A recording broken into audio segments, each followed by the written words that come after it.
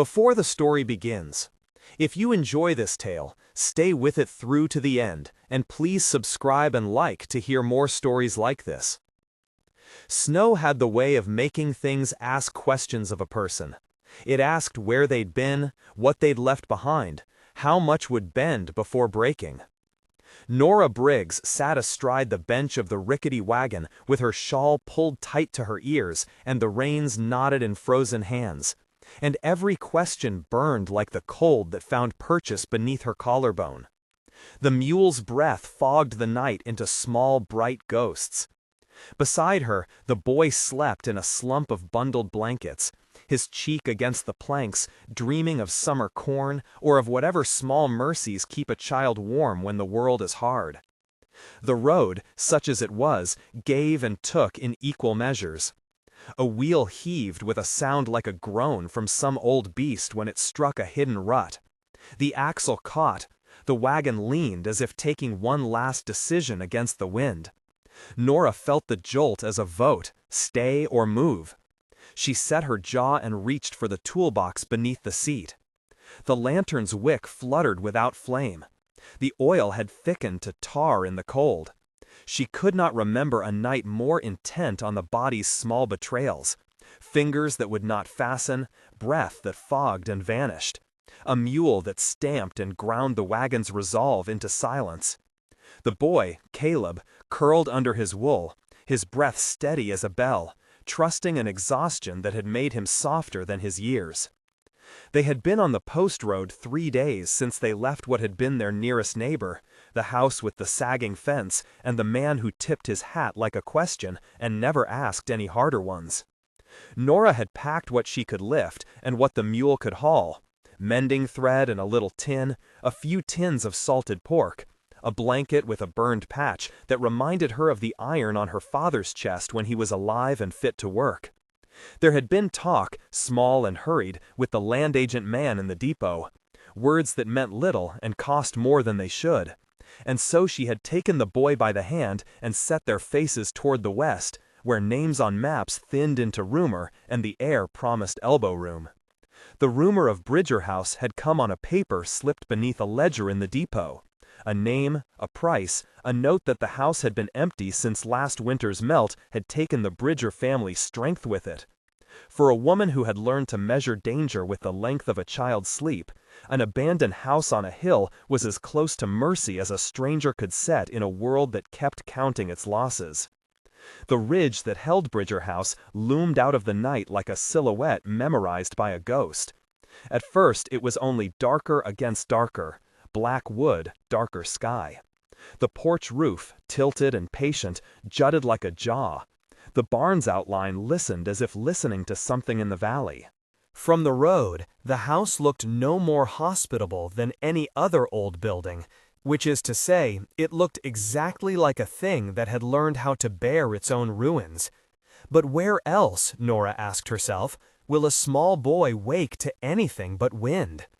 They pushed the wagon up the last grade with rope and curse and breath that vanished in a ribbon.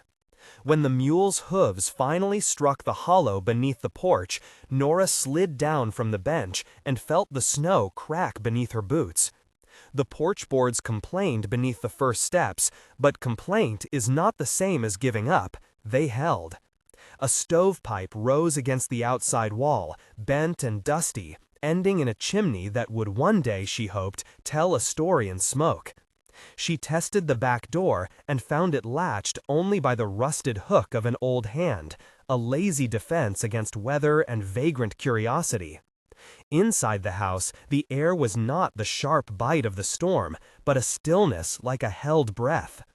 Dust lay in blue ribbons. The floor smelled of old flour and the memory of a woman's perfume that the house had not understood how to let go of.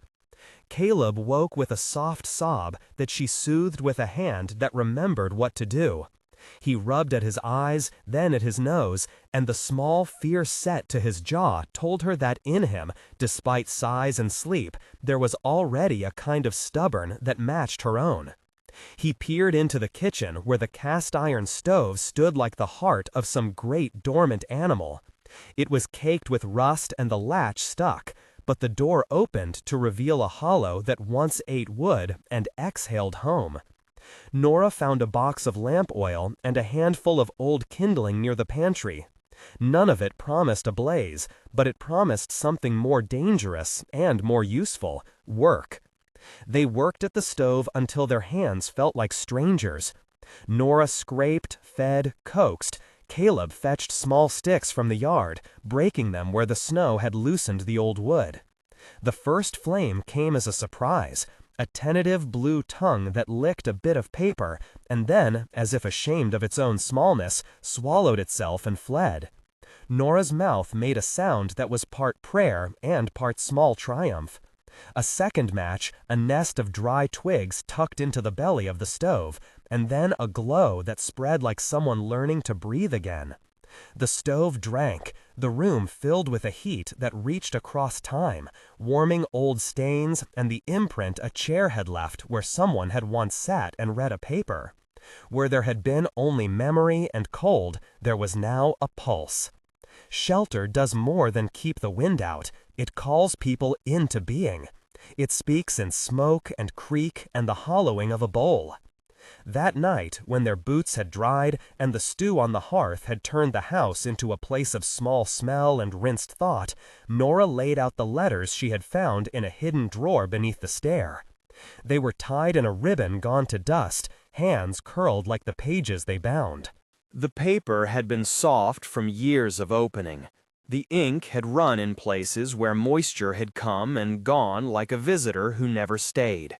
Nora read aloud to Caleb by the firelight because the sound of words, even those not her own, made a place feel inhabited. Bridger, she read, a name that ran through the pages like a seam. The letters told of such small things: the selling of a cow, a son's fever in midsummer, a woman asking for salt and being given sugar. They held, beneath the everyday, a tenderness that made Nora's throat ache, the kind that gathers itself in hands that have known hunger and choose to offer bread. There was one letter sealed with wax, thicker and formal as a promise. Its seal had cracked in the throat of the winter, but the ink inside was bold and careful. It spoke of a deed, of the house and its land, in terms that were both legal and somehow intimate: a mapping of bones and hearth, fences, well, a list of trees near the creek, a stipulation about whoever would take the house that they should, forgive the phrase, the letter seemed to say, keep a warm hearth for the road. Nora laid the waxed letter on her palm and felt the weight of other people's plans press like good-weather promises against her skin. She folded it into the pocket nearest her chest as if to keep it from the next storm. Those sorts of things, the promises that are inked and stamped, mean less in some places and more in others. Here, in a house that had known both bread and roofless nights, the words might be enough. Footsteps beyond the fence were a shape that appeared twice in the night, once as a rumor and then as a fact. Elias Crow came up the lane with his bag heavy with mail, and the sort of slow gait that belonged to a man who had a cart for worry the way other men had a hat. He smelled of leather and the road, and he carried stories tucked in the corners of his mouth the way some men kept receipts. He was broad-shouldered, his hair silvered at the temples, and his eyes held the patient look of someone whose work was to move things from one place to the next: letters, parcels, news, and sometimes a little of both. "Ain't much of a night for traveling," he said, his voice a low thing that halted the wind for a few breaths. He peered past Nora at Caleb and then at the stove like a man measuring embers before he lifts a pot. "You've the look of folks who've seen a hard road." Nora answered without unhooking her hands from the letter. "We found the house. The stove had been cold as a coffin." Elias nodded, and the word coffin clung in the air like a closed door. He set his pack down and reached into it, as if the thing a man needs most in the world might very well be found inside the pockets he kept on his person. He drew out a wedge of tallow candles, a tin of pemmican, and a small kerosene lantern with a glass that had been rubbed until it shone. "Folks round here been sayin' Bridger House got empty since last spring," he said. Elias nodded, and the word coffin clung in the air like a closed door. He set his pack down and reached into it as if the thing a man needs most in the world might very well be found inside the pockets he kept on his person. He drew out a wedge of tallow candles, a tin of pemmican, and a small kerosene lantern with a glass that had been rubbed until it shone.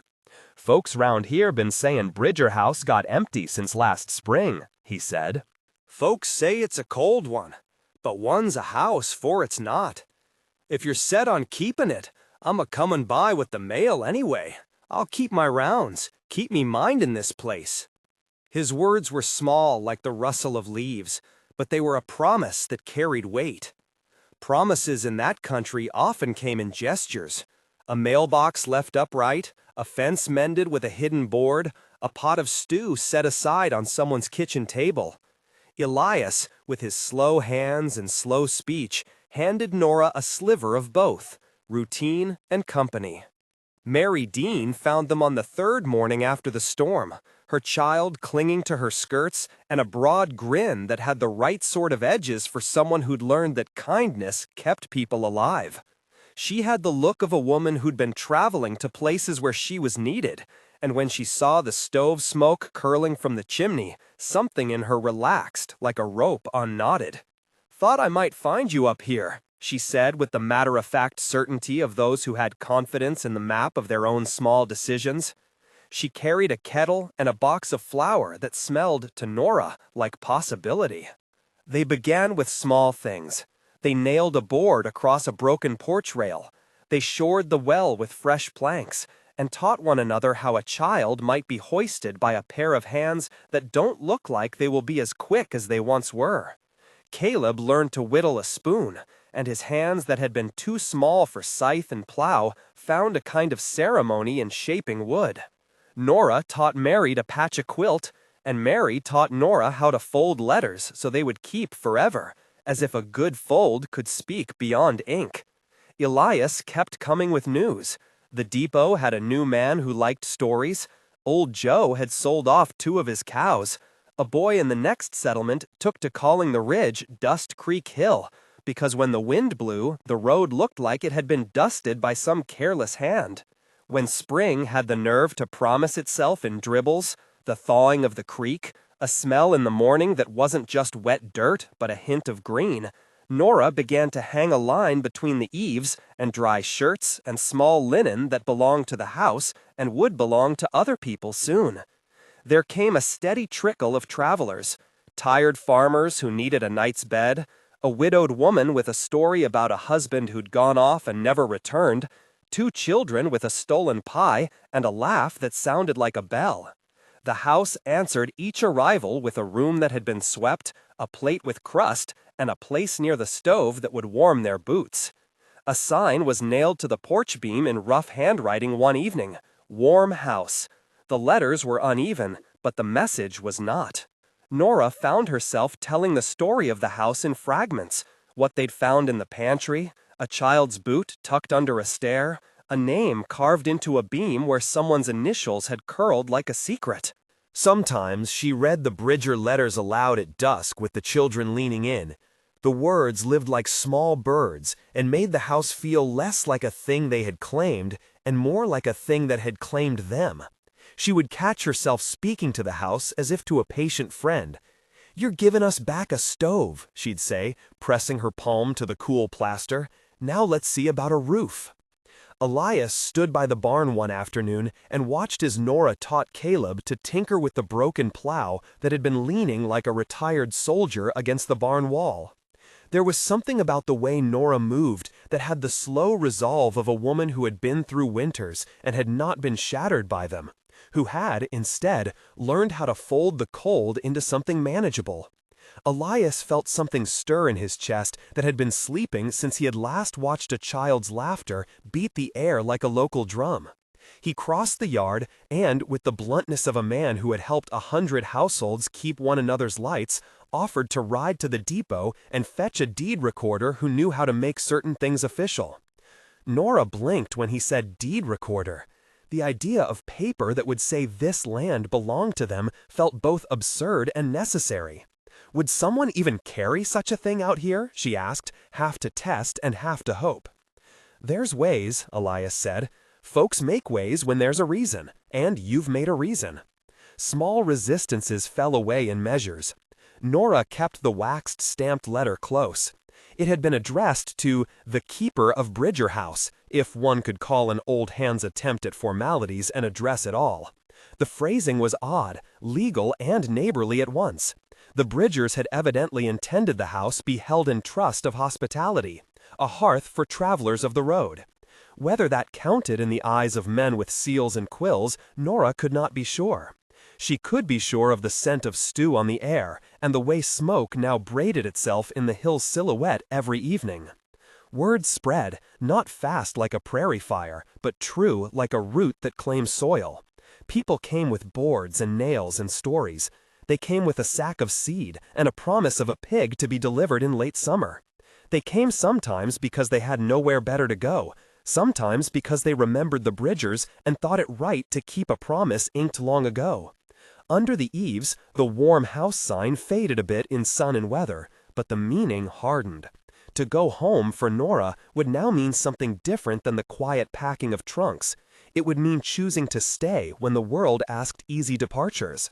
Her hands, once only knotted to survival, found small joys in the act of fastening hinges, in the way Caleb's cheeks dimpled when he brought tea to a guest, in the way a letter read aloud could hush a room into a common understanding that people were, after all, each other's work. Then, one afternoon, when the creek was a bright ribbon of thaw and the field beyond the barn figured itself in green, there came the sound of a carriage on the road, a measured tapping that held neither haste nor aimlessness.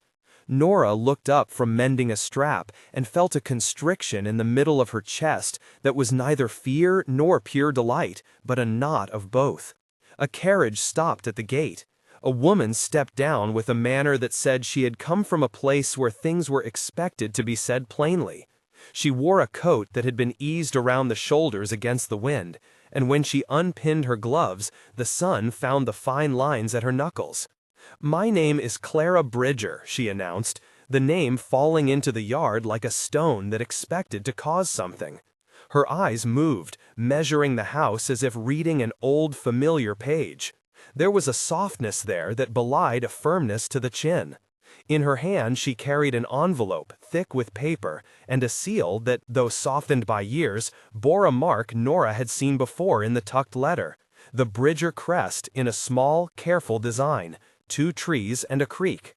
Caleb, who had been splitting kindling and playing a small game of listening to the wood, dropped his knife and ran.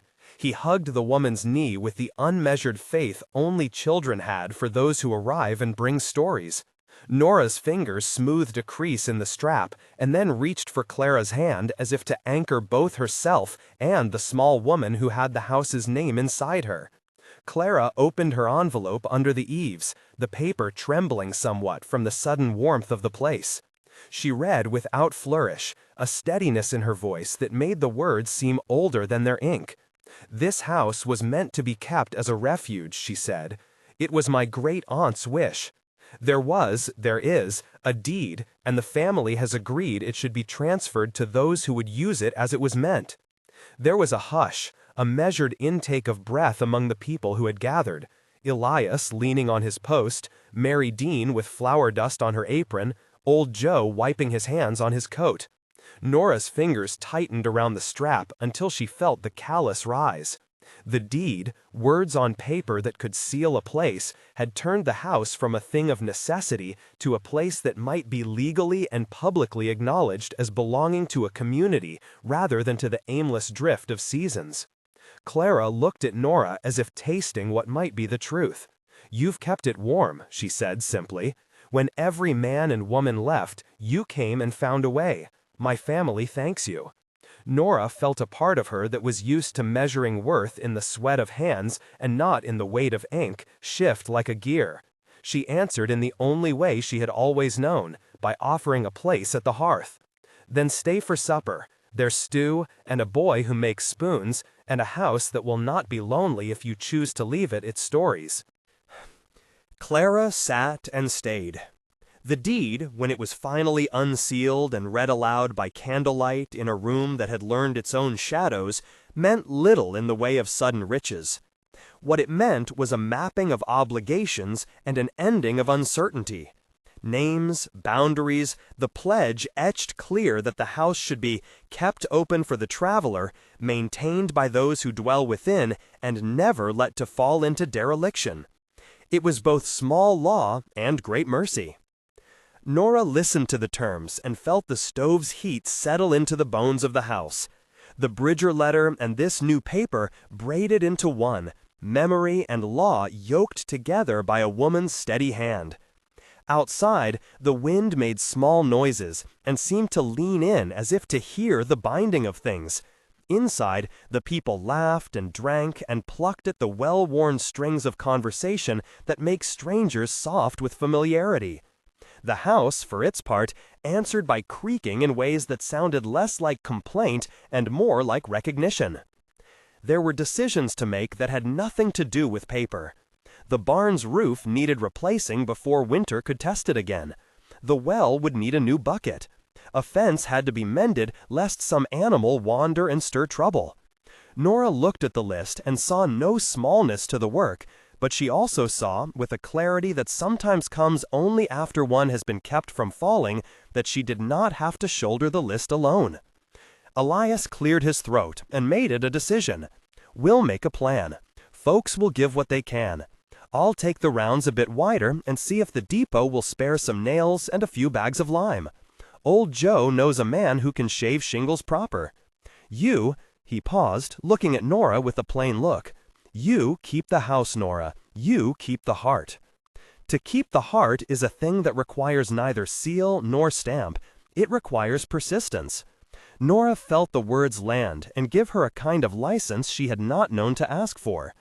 She had come to Bridger House to shelter her child and to put down something like a stake for themselves, but what she felt now was the widening of a life such that a whole village might settle into its dim edges and call them home. Spring came in stubborn increments. Smoke rose from the chimney with the afternoon like a hand lifted in greeting. Men and women mended the roof together, lifting planks in a choreography that needed no words but many hands. Children played in the barn's lee, and Caleb found friends who taught him the rhythm of the rope and the secret places a hide could be tucked. The warm house sign was repainted, hung sturdier than before, and a post put in the yard where messages could be left for those who traveled the road. Letters arrived in neat bundles carried by Elias, who had taken to leaving a note pinned to the post and a small loaf on the windowsill for strangers. Sometimes Nora walked the ridge at dusk with her shawl against her shoulders and felt the house as another body in the world, breathing smoke to the west and holding warmth like a secret. The letters Bridger had kept told of a family who believed a home was a duty as much as a haven. They chose, in small ways, to honor that idea. Nora thought of the deed and of the boy who had slept in the wagon and now slept 2 rooms over in a small bed he had carved himself, and she allowed herself to imagine a year from now when the field in front might boast a row of corn and a pig could root in a pen not yet built. Yet even as hope thinned into plan, there remained the hum of old trouble. Not every traveler was friend, and not every winter would be as forgiving. There were nights when the wind shaped itself into voices, and the house listened like a careful elder. There was, too, the matter of keeping the promise to the Bridgers. The stipulation that the place be a refuge meant more than open doors. It meant making sure the house could stand when storms came with a ferocity that left no room for sentiment. On the eve of the first fair weather after spring, when the creek shone and the barn smelled faintly of fresh-cut wood and tar, Nora opened the waxed letter once more. She traced the Bridger crest with a thumb, feeling the indentation like a scar. The house had been given to them by circumstance at first, and then by will, by the steady insistence of a woman who had traveled across a county to hand a paper to those who would give it purpose. She folded the letter and tucked it into the drawer where she kept the tools she used most, a small hammer, a file, and old compass. The house listened and, in the manner of houses, kept its counsel. There was, however, one lingering thing, the name that had come with the deed. It required a voice to be more than letters on a page. It needed a telling. So they settled, a ragged council of hands and voices one evening by the stove, on how the house might be called, not in law, but in the way names become true, by use. "What if we call it Bridger's Rest?" suggested old Joe, who liked names with edges and restful sounds. "No," Mary Dean said, smiling into her flour-dusted palms. "It's warm now. It should say so." "Warm House is plain as bread," Caleb offered, his spoon tapping the rim of his bowl with the urgency of youth. Nora watched them as the words tumbled. Names, she thought, were less about how you wanted to be known and more about how people chose to speak you into being. When Elias, who had kept quiet until then, nodded and said, "Let it be what it is," they all laughed the way people do when they've landed on a truth that is obvious only after it has been said. The sign remained Warm House, but its meaning widened. It was less a claim of novelty and more a promise renewed. Winter's work had given way to spring's proof. The house had been mended and stood on sorer but steadier feet. The deed sat in Nora's drawer like a quiet challenge. She had come to Bridger House to shelter a boy and perhaps herself. In doing so, she had learned that a house can live many lives, as refuge, as hearth, as ledger. It could be a place that held letters, but more importantly, it could be held by people who would keep it alive. There were pleasures in the ordinary that became remarkable for their constancy. The way the stove hummed when the coals were right, the slap of a child's boot on the kitchen floor, the way the post in the yard grew a small library of notices, the names of those who would be at the autumn fair, a lost horse's description, the hours the depot would be open for deliveries. It was not grandeur that made the house a beacon, but steadiness, a succession of small acts that stacked into something enduring. Even so, the house's full test had yet to come. There would be visitors who questioned claims and weather that tested timbers, and there would be a moment when the village's claim on the house would be made visible in a way that ink could not entirely hold. Nora felt the future as both a warmth and a weight. She had become someone's heart-keeper by no grand design, but by the simple, stubborn choice to stay and to mend and to open the door. And so the summer rounded itself toward a day when the sun lay on the porch and the barn smelled of hay, and a letter arrived in Elias's hand that made the air still in the yard. It bore a provincial stamp and the inked name of a man who had known the Bridgers before they were buried in the hill's soil. The seal was smaller than the Bridger crest, but heavier in meaning. It spoke of heirs and of claims that travel by blood as well as by paper. Nora unfolded the page and read, her voice steady though the room hummed around her like a hive.